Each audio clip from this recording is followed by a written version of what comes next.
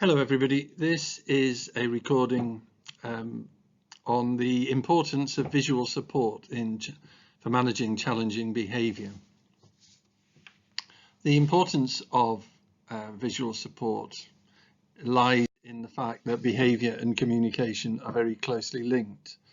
On the left there you've got an adult and a child on the same page. They seem to be communicating well, and therefore challenging behaviour is far less likely than as on the right if there's a communication breakdown. If we can't communicate through our words or through other forms of language, then we will use behaviour as a form of communication. So it's really important that we maximise our ability to communicate with our children. Unfortunately, lots of our words get lost in translation. We can't rely on the fact that what we mean to say becomes what is heard. And this, of course, happens between adults as well. You can say one thing, but somebody hears a slightly or sometimes a very different thing.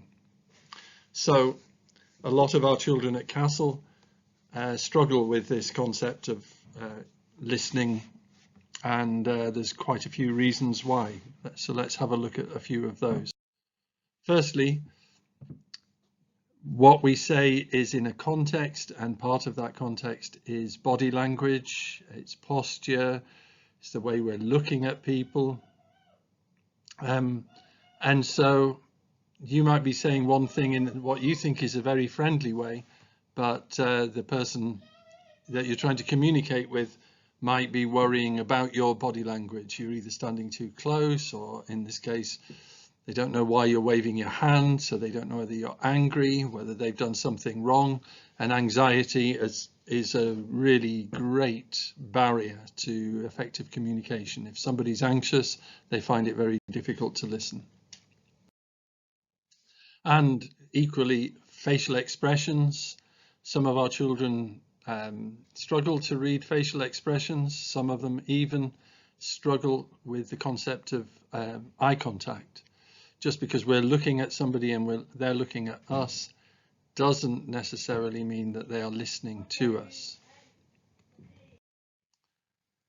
Again, tone of voice is part of the context of the communication.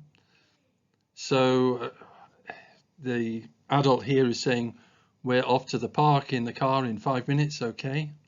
But that message could be very different if you put emphasis on different parts of the sentence. So if you say, we're off to the park in the car in 5 minutes, okay? It's different to, we're off to the park in the car in 5 minutes. Again, you could be saying, we're off to the park in the car in 5 minutes. And each different stress gives the meaning, a slightly different meaning to each sentence, which of course some of our children really struggle with, these non-verbal aspects of the communication. And again, that can cause anxiety, and that can be a barrier to listening.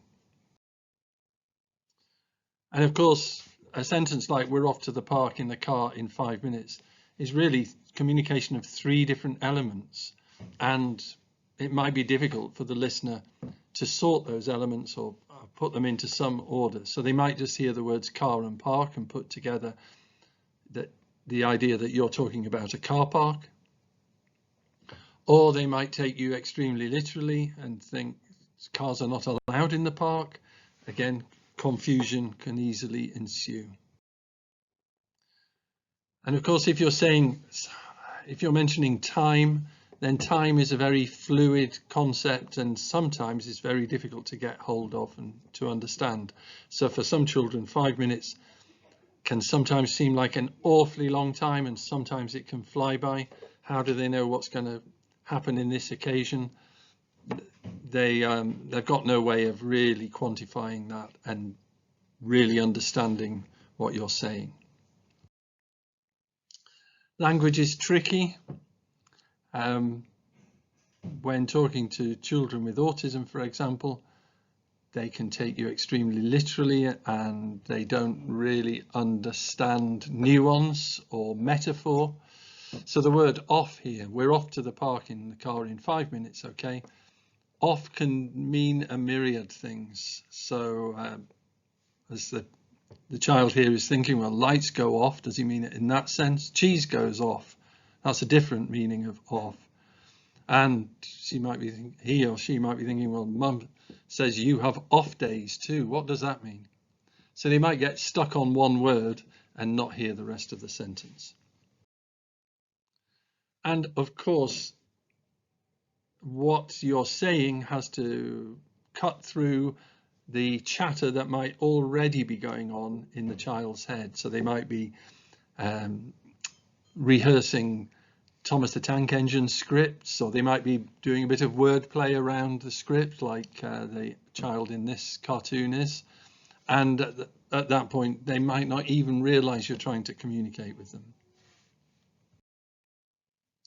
So delivering one message verbally is a very quick but very transient thing to do. The words disappear as soon as you've said them, and it might be impossible for the child to revisit those words to really absorb the message.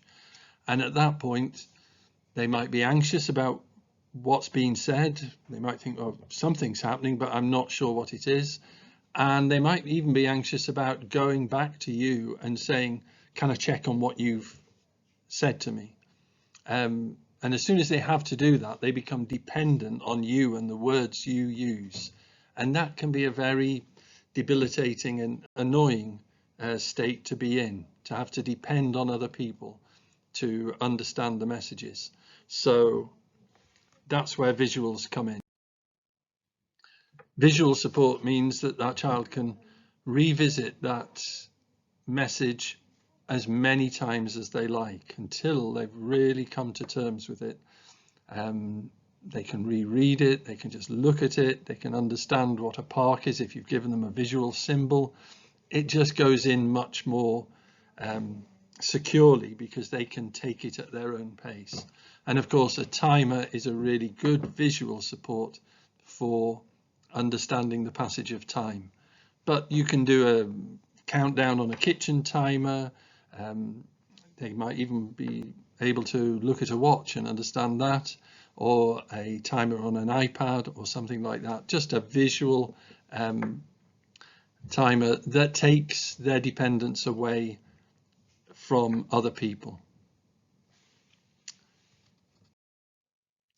And of course, once you get into the habit of sharing visuals here on daily routines or daily schedules, what you're doing is engaging your child in some joint decision making.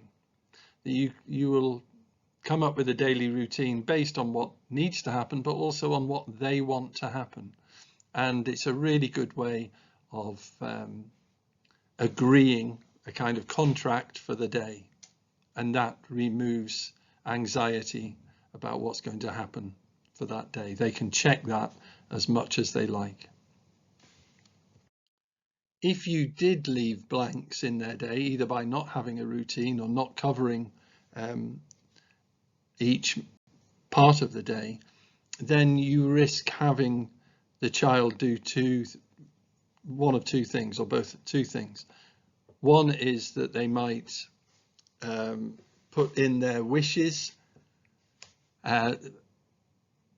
So you might think they're doing reading at 1 o'clock, but they might have thought, well, that's a blank. I tell you what, I'll be on my computer playing Minecraft or whatever. And when you come to reading, they come to Minecraft, and suddenly you've got a breakdown in communication. And the other thing is, it can cause anxiety. Not knowing things, not knowing where you are, what you're supposed to be doing, causes anxiety, and that can cause behavior problems in itself. Having a visual routine also allows you to start teaching your child to accept changes, to shape the day in the way that you would like it to be shaped. So for example, if you're doing something unusual in the evening, you might want to move the order around a little bit, and that helps the child to understand what you're trying to communicate to them. So yeah, it's a much better way of getting an agreement over what's happening in their lives. That's really the end of the video. Just a quick reminder that we all use visual support for shopping lists, for time, just to know where we are in our days, to know where we are geographically and in terms of time, in terms of what we're doing and in terms of relationships with other people. We use visual support an awful lot. And of course, I've been using visual support in this presentation because I think it's a much more effective way than just you looking at a talking face for the 10 minutes that I've been talking. The visuals provide a lot of enhancement to the message. I hope this has been useful, and we'll be producing a few more videos on behaviour in the coming weeks. Thank you for listening.